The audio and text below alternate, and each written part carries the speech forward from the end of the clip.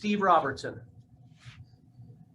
Chris, you look up at this Virginia team and you kind of wonder how they're doing it, but here they are. I mean, what kind of stands out about Virginia, and how difficult is it to beat a team that just has this belief they're playing with house money? Well, they're very talented. Don't let the early season record fool you. Everybody I talk to says it's some of the better arms in the country. So you're going to face real power arms, and they've gotten a little bit hot. They started hitting the home run here in the postseason, so it's kind of propelled them a little bit. But they have, when you look up at them, I watched a lot of their postseason games just because of the time frames, and they can really, really pitch it. You're dealing with some upper level arms.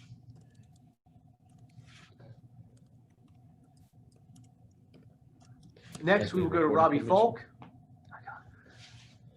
Chris, can you explain the phenomenon of Will Bednar away from Duty Noble? He's got, I think, almost a 4-run differential, a 1.2 earned run average. Is it just a product of that being more of an offensive park right now, or have you seen anything different from him?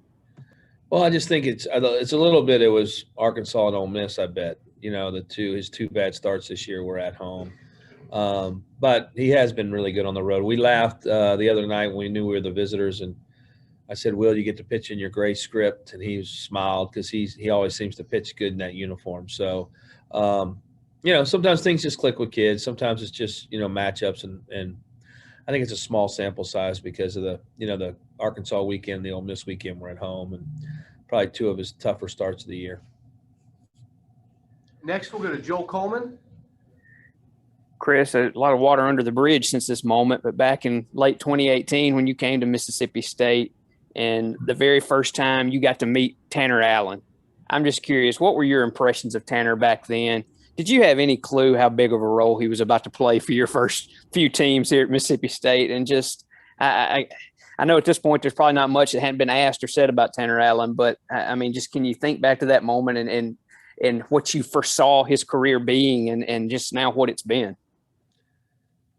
There were so many guys. I mean, I can't even remember. You were probably, I was as mesmerized by, you walk in and it's Jake Mangum. I got to meet Jake Mangum and Ethan Small when I first got here. Tanner was one of the really good players, but I just remember jumping in there in the fall and enjoying coaching him. That was that's been the funnest thing with Tanner. Like, it's just, he brings so much personality to the ballpark, so much. You just enjoy coaching kids like that. And we've had some really fun kids to coach, and he's been as fun and then as productive as anybody. Even on the 19 team, he was one of the 3-hole hitter on that team, and he got hot this time of year. Seems like he gets hot this time of year too. When you put him and Rowdy together, it's pretty special. So, I'm happy for him. I'm glad I got to coach him. I've been able to coach some unbelievable kids here, and it's been a lot of fun. Next, we'll go to John Natala. Hey, Chris, good morning. It's John Niatawa with the Omaha World Herald. I'm sure you've talked to your local guys about the strikeouts, the rise of strikeouts in the game, but I wondered if you've reflected at all. You guys are as good as anyone at it, just getting Ks. What do you think's changed the most, and maybe what's led to that rise in Ks? Well, I think, the last couple of years, the way we're coaching pitchers, we have a phenomenal pitching coach, and he does a great job. But it's going on across the country, more velo, more stuff, more analytics. And, we were fortunate when COVID hit, what it did is it gave us more arms than most people, and we've been able to keep our guys fresh. And we have a lot of power arms. I think we've had 15 guys touch mid-90s this year at some point. So, the power stuff just, leads to the strikeouts. So, but it was exciting to see that last night, and a lot of fun. Next, we will go to Rick Cleveland. Hey, Chris, can you talk about your pitching plans for Tuesday night, how you feel about your pitching at this point, and about Landon's availability Tuesday night? We just started scouting this morning, so we'll scout, take a look at them. I haven't met with Fox. I haven't met with Landon. Landon's going to be a game time decision probably. So it's hard to, I'd like to give you an answer, but I just don't know right now. We'll meet after practice and kind of go over and assess everything. We have two good guys available with Christian and Hootie. I mean, Hootie's been really hot lately, so it's something we have to look at and look at the matchups of the game. Next, we'll go to John Sokoloff. Hey, Chris, I just wanted to kind of talk about Brad for a minute. I believe he started beginning to start consistently in that A&M series, always from them on. What did you kind of see from him as a batter that kind of emerged to get him to earn that role for as long as he has, and what does he kind of mean to you? He is very talented, but there's always been some gaps in his game, and I think, about probably a 2-week period before that, he's just been spending time with Goat working on his swing, and Goat was able to make some changes, get him behind the ball a little bit better, and I think once he did that, you started to see a lot more consistency from him. And one thing we try to do with Brad, I know it's true for Goat too, is just keep it simple for him and let him go up there and be the athlete that he is. He's not good when he overthinks it. So letting him get in the box and have a good approach and just try to hit a ball hard. And a quick follow-up. I know we've spoken about it before, but with Lane having some struggles at the plate and now obviously still at the biggest stage in college baseball and getting these reps here, but, not performing the way that he would want to. What are those conversations kind of like with you and Gotro and him, just to kind of help get him right and keep him mentally tough to, just kind of wait and see for things to get going? Yeah, I mean, I let that stay between him and Goat. I just laugh, and this time of year you got to keep him loose. So trying to keep him a little more laid back and loose than it's a grind, man. When you're a freshman and you play every day and then you have failure for the first time in your career, it's just really tough on him. He's a good player. He's a lot better hitter than he's shown, but he's just, fighting the game right now. So I let him and Goat. They've spent a lot of one-on-one time lately, and we just need some positive at bats, some high pitch count at bats, get a bunt down, get a runner over, do some of those things and keep that lineup moving. Next, we'll go back to Steve Robertson. Chris, not an unfamiliar position for you guys. As I asked Rowdy last night, they've been to Omaha 3 times in a row and they've won the first game. And so how do you kind of manage the emotions of that? I mean, if you first get here and it's the big stage, you got to dial them back. Well, now you've had a little success. You've won a game. How do you kind of keep them engaged to kind of push through and win this bracket? That's a great question because it's tough. Last night the emotions are so high. And I told the kids, enjoy tonight. But, man, we wake up tomorrow morning, it's over.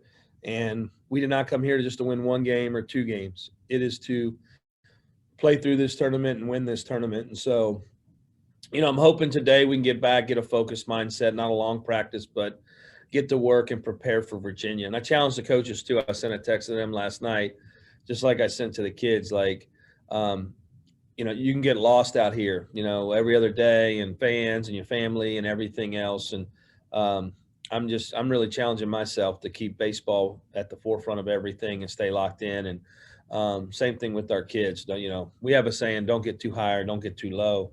That's kind of the message right now. Quick follow-up on that too. I mean, how important is to have guys like TA and Rowdy and Spencer and Riley that have had this experience where you have this elation of winning the first game and walking off Auburn and then losing the next 2? How important is it to have those guys? No, it's great. I mean, and they've been there. They've done it. And we'll talk about that today at practice, and they'll be able to reaffirm everything I'm saying. Like they are it's huge to have those guys in there. And they've won the game too. They've experienced both, so they understand the difference. And that's been the mentality coming here, is not to be satisfied. And so I'm sure they'll be great at practice today. And then we'll go to John. Did you have another question? I did. I was curious, Chris, if anything's changed on your off day routine, but with COVID at all, like managing your time at all. Like, they always had so many activities for you planned or tried to schedule to fit in. I wondered if that's changed this year. Yeah, it's we got to go to COVID testing at noon today. So that's the only thing that's really changed. But it is like I said before, we'd be going to the air base today or the golf course today or doing something different with your alumni group. And, they get a little bit more off time, which, that gives us more time to prepare, more time to rest and get ready. So and get a good meal. So that's about it. We still, COVID testing takes about 30 minutes. Excuse me. But besides that, just more downtime for them. We got time for a couple more. We'll go to Robbie Falk next. Coach, I know trimming down the rosters on SEC weekends and basically all year has just been a chore for you guys. And this is kind of the same thing with this College World Series, and coaches have to deal with it every year. There's a lot of guys that don't get to be on this game roster. What are those conversations like with those guys, and how do you kind of keep their head up during this time because they want to be out there with their team? It's horrible. It's the hardest part. The first night we got here, I didn't sleep because I knew I had to wake up and tell 5 kids they weren't on our roster. And it's the hardest part of my job. And they're all, when you're at Mississippi State, they're all talented. Half these kids, they'll get drafted. They'll shoot to play in the big leagues. And we're just trying to make a roster that we didn't use all year long. And I don't even understand why we do it, why we'd cut a kid out from this opportunity on this stage. But,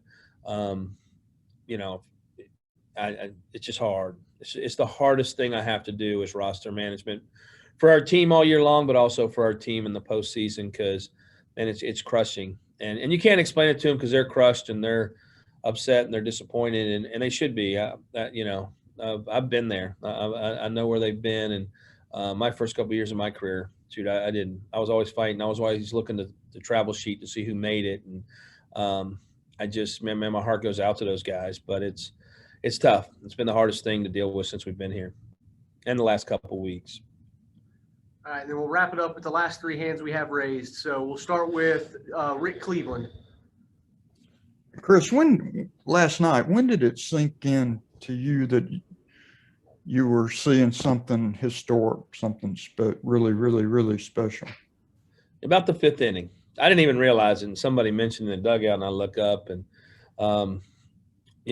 but it was impressive.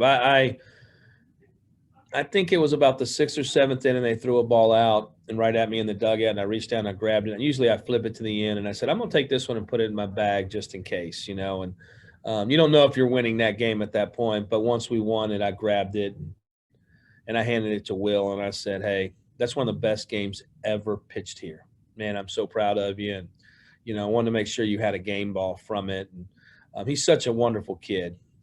You love to see your kids work really hard, set goals, and then achieve them on a stage like this. That's one of the prouder things of being a coach. So he was awesome last night. And next we'll go to Joel Coleman. One more TA question for you, Chris. I just know you talked about a while ago, don't get too high, don't get too low. We've heard him say that a million times, and I can't help but think maybe some of that is just he's so I guess kind of a laid-back personality off the field. He's always hunting, fishing. Him and Mule, got something going on, or whatever the case may be. Just how much do you think that plays into how good he is on the field? And it just seems like he has so many interests, and he's just that kind of off the field, that laid-back country boy vibe a little bit. Just does all that kind of play into who he is? And maybe what's your favorite TA story? Oh gosh, I don't even know if I could say his favorite TA story on there. He's told me this, and right when I met him, he told me this. He says he's a great player because he's a great hunter. And he says it's because when you have a deer in the sights, you have to relax and handle those emotions, and it helps him on the field. And he has a whole philosophy about it. You should ask him sometime. Now, unfortunately, he tells me Mule's a very bad shooter, so that may be why he swings and misses a little more than the others. So, but yeah, he's just a gamer, man. There's just something about him. It's an alpha competitor. I say it all the time. And, there's no moment too big for him. And he has been there and done it. And I haven't coached many like him in my career. He rises to every occasion. And he's pretty laid back. Half the time he's got his earpods or AirPods in, and I'm talking to him and he doesn't even pay attention to me because he just walks around off the field in his own world. So it's probably good that he doesn't hear me. I'd just mess him up. And we will wrap things up with John Sokoloff. Chris, just one quick follow-up with Lane. You mentioned, the conversations y'all have with him. Would there be any scenario where you would maybe make a change at shortstop, or is that kind of his spot, or is it kind of in flux?